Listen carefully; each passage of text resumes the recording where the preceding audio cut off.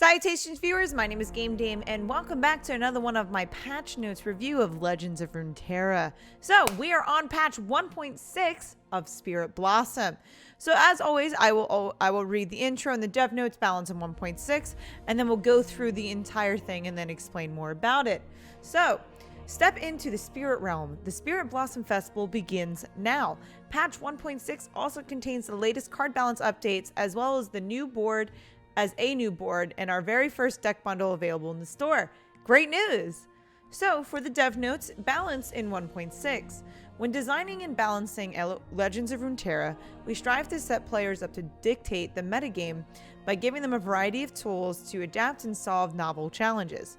While we're seeing healthy range and diversity of different decks being played, certain pervasive archetypes, elusives, Ionia Control, Heimerdinger, Noxus-based aggro, have proven too consistently powerful in a way that's limiting meaningful decision making both in and out of game. Left unchecked, this restricts deck building choices, crowding out poorly positioned strategies and inhibiting players' ability to adapt over time. Several of the changes you'll see are targeted at powering down these archetypes in specific ways, while we generally reserve nerfs for decks that cross win rate thresholds. I think it's archetypes though. I think I've been saying this wrong the entire time. I think it's archetypes.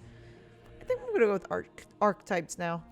This patch, they're making adjustments to cards and strategies that may not be statistically overpowered but represent pervasive health risks. By weakening them, we hope to unlock a wider range of consistently variable archetypes.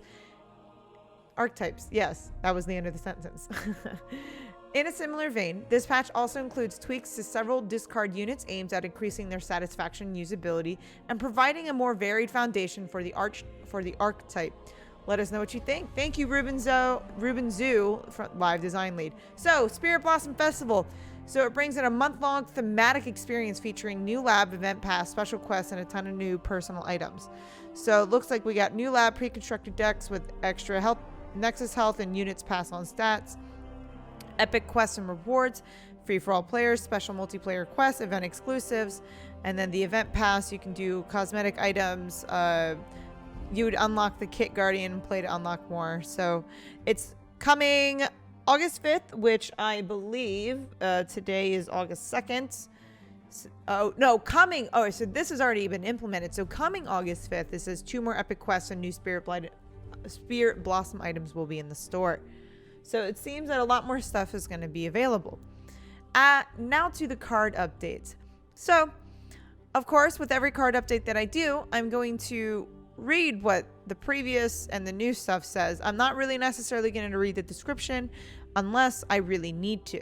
So I definitely know that Heimerdinger got like a huge change because they really wanted to focus on changing him in general because he was too OP, but it was frustrating because people would constantly spam him and it sucked. So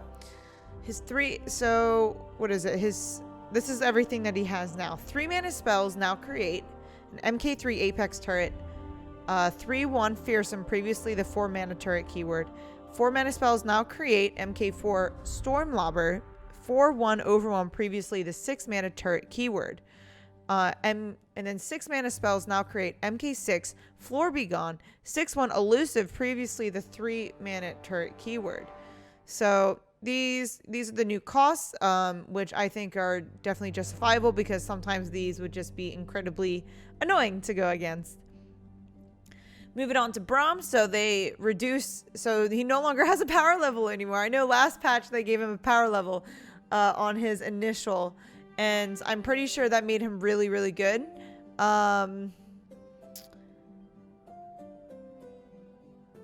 I think it's not a bad idea that they changed it to 0 for this first, but then the second, he does have a power level.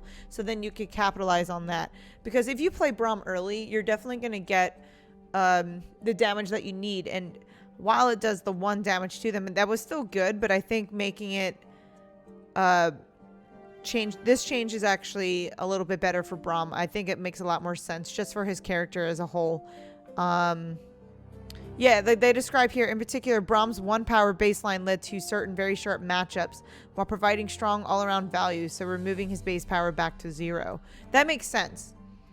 So Agnivia, so in her egg form, her health goes from 2 to 1. I like that because you can always make copies of like Agnivia and everything else, but I think that's good that they're following up on this change. Good change. So for the followers and spells, they have Relentless Pursuit. From now it used to be a fast, now it's a slow spell. So that kind of stinks that it was changed to that, but it's not too bad. But I mean, I don't play this card enough to really care. That's just me, but yeah, what did they say? They said they've wanted to make this change for some time. Rally is generally intended as a slow speed effect, but it is nerfed regardless of the design intent, and other Demacia changes have previously taken precedence. Relentless Pursuit is already very often cast at slow speed and could be overly potent or confusing. That makes sense. Okay, so now they just changed it to slow because it was basically already being played like that.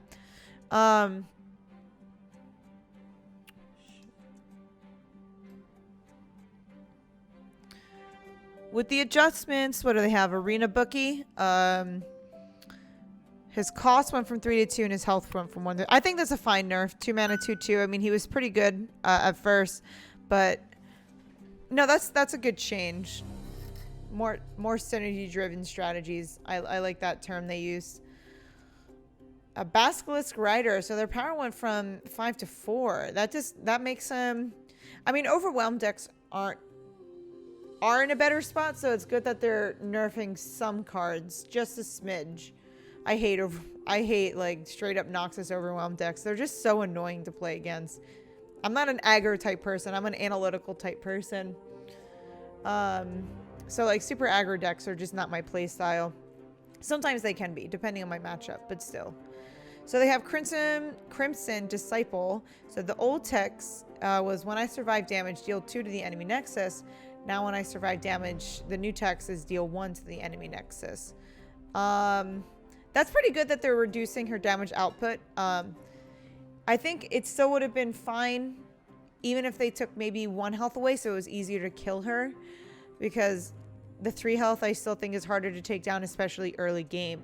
But this should definitely put people in a much better spot so they don't have to worry about dying as much. It's just 1 damage now instead of 2. So we got Legion Grenadier. His health went up from 1 to 2. Wow. His old text was Last Breath, deal 2 to the enemy nexus, and then they changed this to 1. I like that change. I think that's a good change. It's basically the same as Crimson Disciple, which they have in the description here. Oh, I gotta sit up. Moving on, we got Flash of Brilliance. So the cost went up 1, actually. So what did they say about this? So they said in the past they've adjusted Flash of Brilliance to make it more satisfying and effective when used with Heimerdinger, but the potential to create multiple free 3/1s without windows for interact. Ooh, yeah. I definitely think that would be very, very annoying. So I think I really like this change that they have, especially with the Heimerdinger decks. So they have Sump Dredger, cost from 2 to 3. His old text was to play me, discard 1. Now his new text is to play me, discard 1, and draw 1. I like how they upped the cost, but then they added a new thing into it, and I think this card will be played a lot more. So it does seem much better. So Zonai Urchin, her old text was Last Breath, draw 1, to play me, discard 1. New text is to play me, so it's the same thing as Sump Dredger. I think that's great that they're providing more stuff for Piltover Zon decks. Shadow Assassin, that's a my god, Shadow Assassin's almost in every single Ionia deck. There's just like no way to go about it, so that's quite a nerf to her. I don't know if people are gonna like this, but I mean, it's definitely gonna make it easier to manage to play against the Shadow Assassin. So they down the cost of Steel Tempest, so it's no longer a 2-mana card. It's no longer a 3-mana card, it's a 2-mana card. I gotcha. More, yeah, I like the way they said it.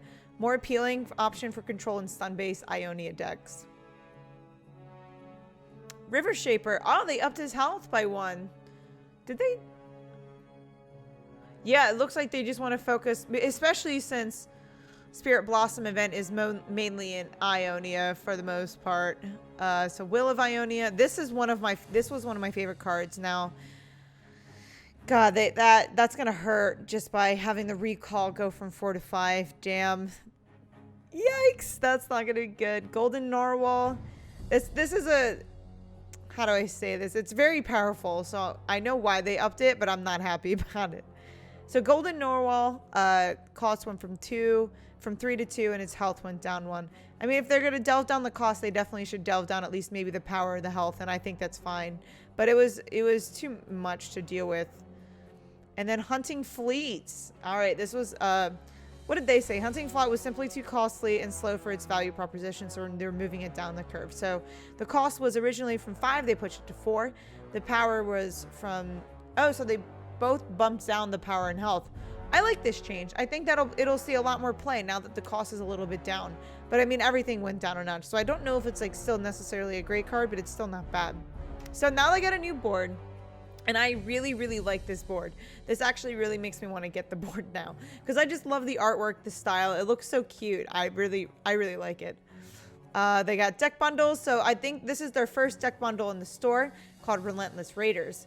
Broadside your opponent with this ready-to-play plunder deck, available in the store for 1,962 coins. So that's not too expensive. So I think if you guys want to get that, I think that would be really good, especially if you're starting out in the game. So it gives you Gangplank Sejuani and the plunder keyword, theme plunder keyword, playstyle mid-range beatdown. I gotcha. So these are the Expedition Archetypes. So they've gotten, I'm just going to read down this for you guys, as I always do. And then if you want to read the bug fixes, I will have a link down below in the description, so that way you can read more about it. So with the Archetypes, we have Battle Scars. They removed Ancient Yeti. Enlightenment, they added River Shaper, but removed Shadow Assassin and Zephyr Sage. For Frozen Solid, they added Elixir of Iron and Kindly Tavern Keeper, but they removed Catalyst of Aeons and Stalking Wolf. For Mega Keg, they added Legion Grenader, and they removed House Spider. For Raiding Party, they added Warning Shot, but they removed Alpha Wildclaw. For Scrap Heap, they added Arena Bookie, Clump of Wumps, Flame Chompers, Sump Dredger, and Zonite Urchin, but they removed Academy Prodigy, Chempunk Pit Pocket, Crimson Disciple, Imperial Demolitionist, and Used Cask Salesman. For Shadows and Dust, they removed Shadow Assassin. Spellslingers, they added Jeweled Protector, River Shaper, and Spirit's Refuge. They removed Insight of Ages, Shadow Assassin, and Will of Ionia. They in Suit Up, they removed Avarosan, Hearthguard, and Scar Maiden Reaver. And for Terrors from the Deep, they added Chum of the Waters.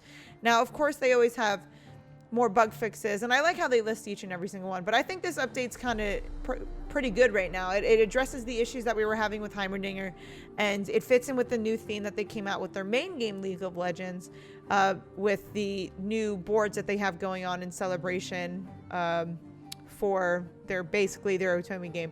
But no, I really do like all these changes. I think this is a really good patch to be on, and if you guys haven't tried it, I highly recommend you go play Legends of Runeterra right now. It's my favorite card game out there. I haven't played it a lot recently, but I always keep up to date with everything that's happening. But that is all the time I have for you guys today. Thank you guys so much for watching. Please do not forget to subscribe and or follow. You know where my YouTube is at, but you can find my Twitch at twitch.tv/thegamedame. Thanks guys, and I'll catch you in the next video. Bye-bye.